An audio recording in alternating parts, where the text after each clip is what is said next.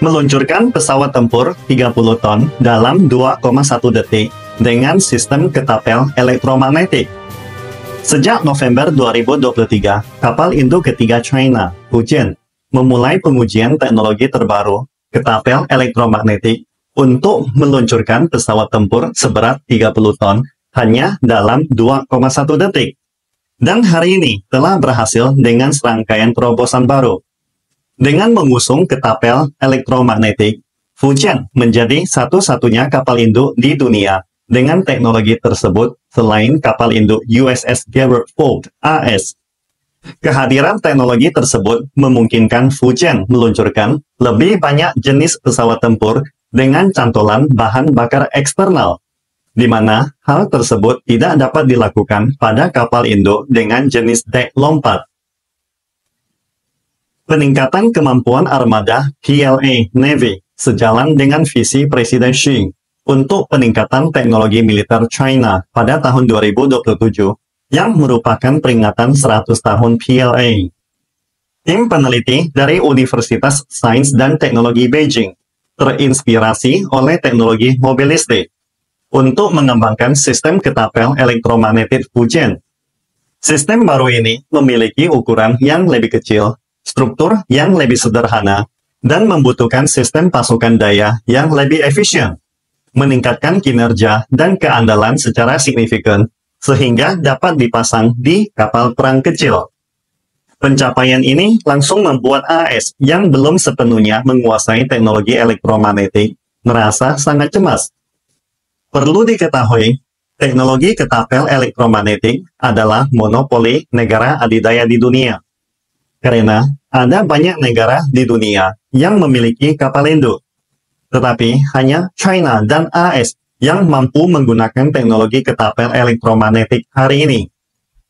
Namun, bahkan AS pun belum sepenuhnya mendominasi teknologi ini. Sebagai contoh, kapal induk kelas Ford AS sering mengalami masalah dengan sistem elektromagnetiknya akibat waktu pemeliharaan yang lebih lama daripada waktu penggunaannya. Meskipun ada beberapa negara lain memiliki sistem ketapel, namun mereka menggunakan ketapel uap yang tidak dapat dibandingkan dengan ketapel elektromagnetik. Ketika kapal induk pertama kali muncul, pada saat itu teknologi pesawat juga belum sepenuhnya matang, sehingga semua kapal induk awalnya hanya menggunakan metode lepas landas meluncur, seperti geladak melengkung yang miring di bagian depan kapal induk. Meskipun teknologi lepas landas meluncur membutuhkan persyaratan yang lebih rendah, namun memiliki keterbatasan yang signifikan, yaitu hanya cocok untuk pesawat dengan berat lepas landas yang kecil dan ringan, yang sangat membatasi kapasitas bahan bakar dan beban pesawat tempur, serta mengurangi waktu jelajah dan kemampuan tempur pesawat kapal induk. Artinya, kapal induk yang menggunakan lepas landas meluncur tidak dapat menggunakan pesawat tempur berat karena pesawat-pesawat tersebut memerlukan landasan lepas landas yang cukup panjang. Jika tidak, pesawat tempur akan jatuh ke laut setelah meninggalkan geladak kapal induk. Untuk mengatasi masalah ini, negara-negara seperti AS, Inggris, dan Prancis kemudian mengembangkan teknologi ketapel uap. Prinsip ini agak mirip dengan kereta uap, dengan memanaskan air untuk menghasilkan uap yang disimpan dalam wadah tekanan tinggi tertentu, dan kemudian menggunakan energi kinetik yang dihasilkan oleh uap tekanan tinggi untuk mendorong pesawat saat lepas landas. Akan tetapi, ketapel uap memiliki kelemahan besar, yaitu memerlukan generator uap besar dan sistem pipa yang sangat rumit, yang memakan banyak ruang berharga di kapal induk, sehingga mengurangi jumlah pesawat kapal induk, serta ruang penyimpanan amunisi. Selain itu, kecepatan ketapel uap tidak dapat dikontrol dengan presisi, menyebabkan pesawat kapal induk menerima tekanan yang berbeda selama setiap lepas landas, mempercepat keausan pesawat dan risiko keselamatan pilot. Berhubung berbagai masalah ketapel uap, AS kemudian mengembangkan ketapel elektromagnetik, teknologi terbaru yang dapat mengontrol kecepatan peluncuran dengan tepat.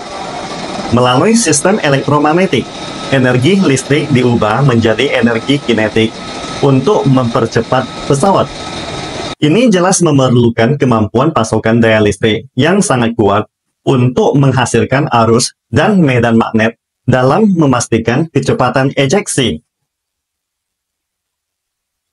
Karena konversi energi listrik yang instan, ketapel elektromagnetik juga harus dilengkapi dengan sistem pendinginan yang efisien. Jika tidak, akan sangat mempengaruhi efisiensi ejeksi. Teknologi ketapel elektromagnetik China dikembangkan oleh akademisi Ma Weiming, pakar militer terkemuka dalam bidang ini. Karena kehebatan akademisi ini, kapal induk China langsung menggunakan ketapel elektromagnetik tanpa melalui tahap ejeksi uap, yang membuat kapal induk Fujian mengejutkan dunia. Meskipun teknologi ketapel elektromagnetik baru ini terlihat sederhana, namun kinerjanya mampu meluncurkan pesawat tempur seberat 30 ton dari keadaan diam hingga kecepatan 70 meter per detik hanya dalam waktu 2,1 detik.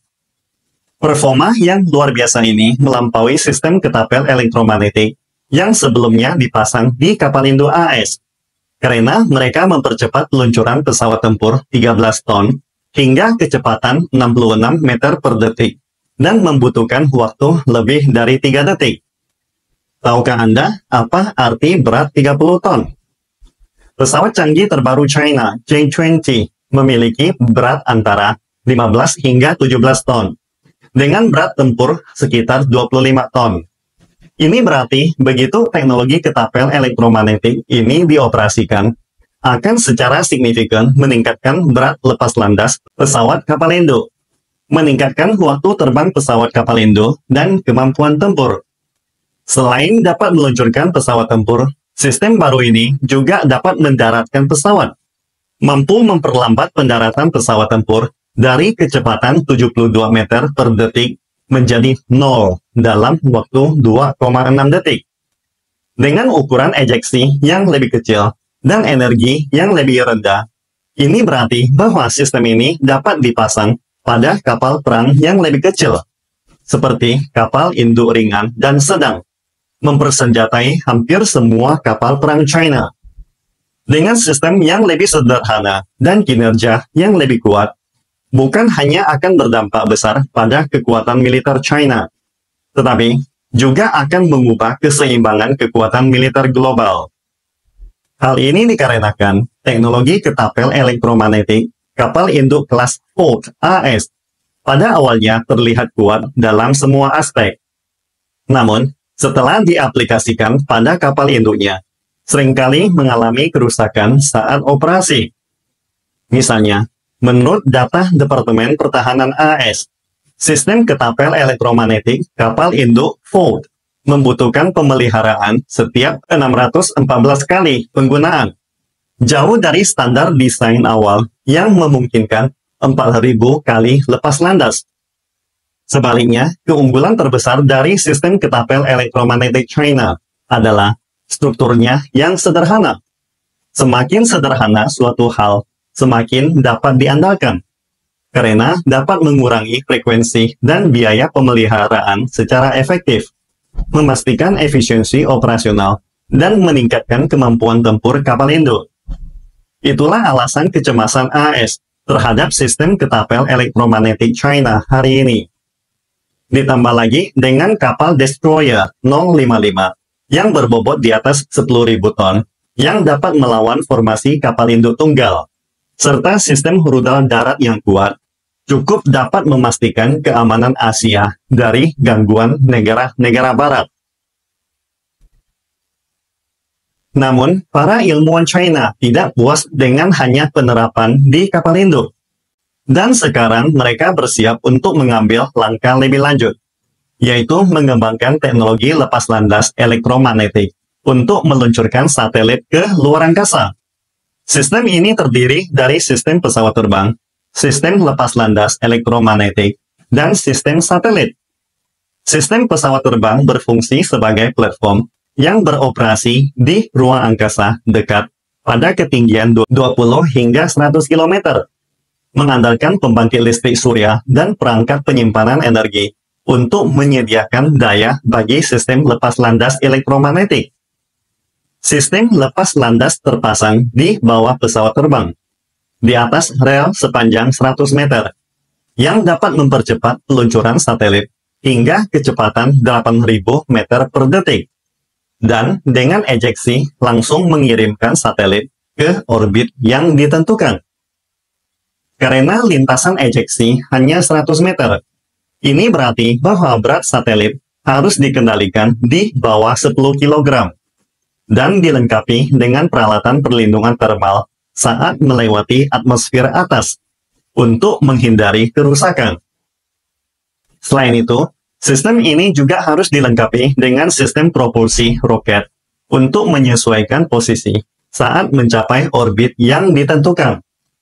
Begitu teknologi lepas landas elektromagnetik peluncuran satelit berhasil dikembangkan, akan secara signifikan mengurangi biaya dan kesulitan peluncuran satelit, meningkatkan efisiensi dan fleksibilitas peluncuran satelit, memberikan pilihan baru bagi program luar angkasa China sebagai supremasi antariksa.